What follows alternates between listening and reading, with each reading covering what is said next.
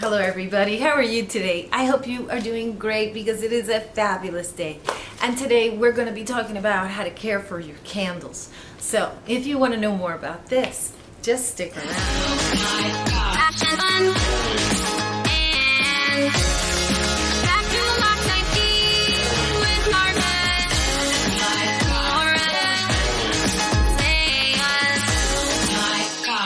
Who doesn't love a wonderful, lovely scented candle? I know I do.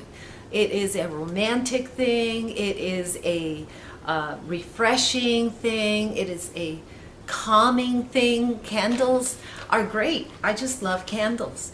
I have had all kinds of different air fresheners. I use melting wax as well. But there's something about candles that's special. With that in mind, we also have to know how to care for candles and what caution we need to use when we have candles. So I am going to show you a couple of things, tips and tricks that you should use when you're using candles. Number one, the first thing, never leave a candle unattended. Now that doesn't mean you're gonna sit there and watch it, but we all know that we can forget. What if you leave a candle and then you walk out of the house and you forget? Oh my gosh, the candle. I have had a friend, and she lived in a small apartment, and she would put a candle, unfortunately, on a little glass, and on the top of the little glass plate, she would put the candle, and then she'd put it on the floor.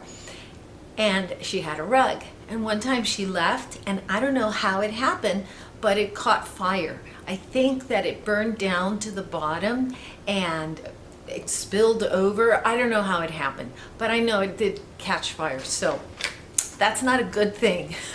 You don't leave your candles unattended, and much less, I think, on the floor. That's not a good place.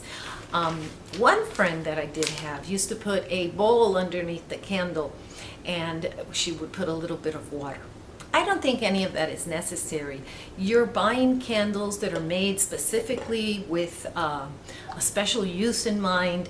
They know what kind of glass to use. So as long as you don't burn them for longer than, I would say, 2 hours. A regular size candle, something like this, or even something a little bigger like this, don't burn it for more than 2 hours. An hour and a half is probably fine. An hour is fine. You probably don't even want to burn it for 2 hours if it's a good candle that is going to throw the scent. You probably don't want that much scent around your house. But what happens when you burn a candle that long is not only you're going to get the candle is going to burn down all the way and leave puddles all the way. You know how you have like a little puddle, a pool, and all of it is burned wax. So you want your candle to be burned. Let me see if I find something that I can show you an example of. Let's see. Well, see, I take care of my candles, so none of that is going to be visible here because I don't burn them. Well, this one I burn a little more.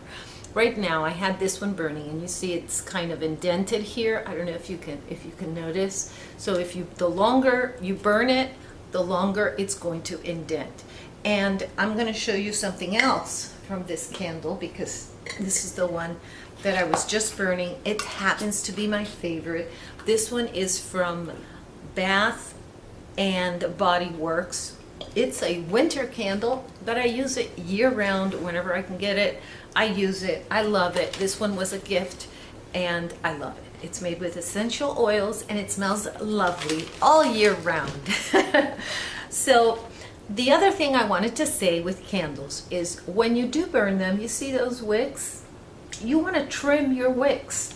When you use a scissor, you may be trimming them on an angle.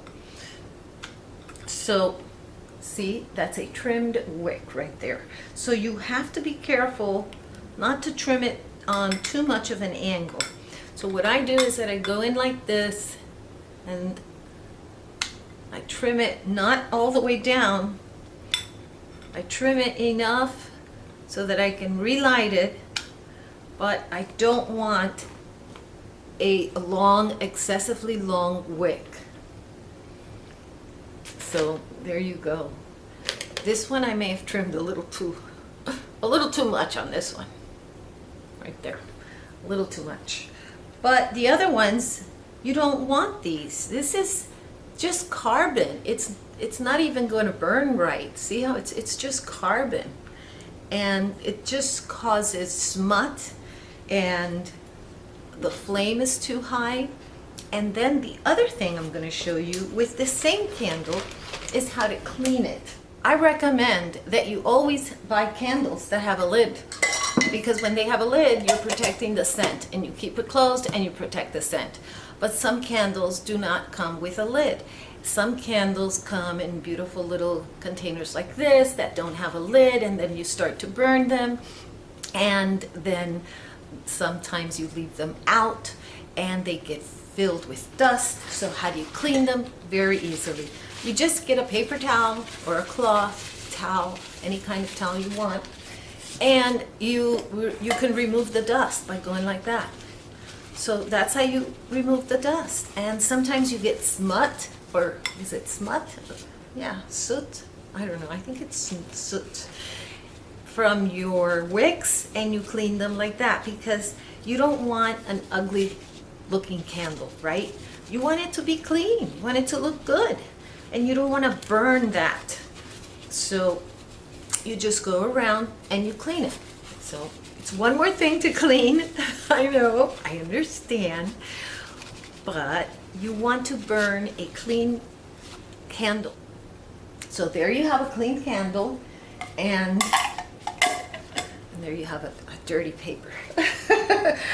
The other thing I wanted to tell you is candles are like perfume. I did a video on how to care for perfumes, and one of the things that you need to watch for, just like the perfume video, I'm going to go ahead and link that for you so you can watch it, is that you don't want to store your candles under direct sun, because the sun, even if it's closed, is going to disintegrate the scent of your candles, just like it does in your perfume bottles. So the same way I said to you, do not store your perfume bottles with direct sunlight hitting them.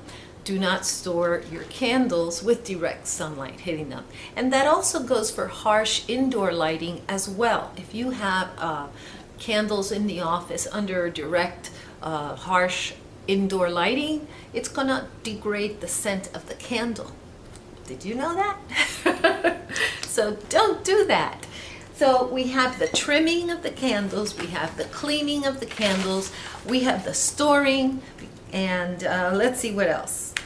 Keep them in a ventilated room, and keep them in a place that's cool so that they don't melt. That's kind of obvious. And another tip that I'm going to share with you that I got from my friend Ranelyn, that I hope you visit and say hi to, is that some of these jars you can remove the labels. I love the jars where you can remove the labels, like the South Beach jars. You can easily remove the labels, and then you can use these jars for storing things. And she shared with us that she stores her Q-tips in here because it's the perfect size, but you could also store cotton balls or anything else that you think of, even candy.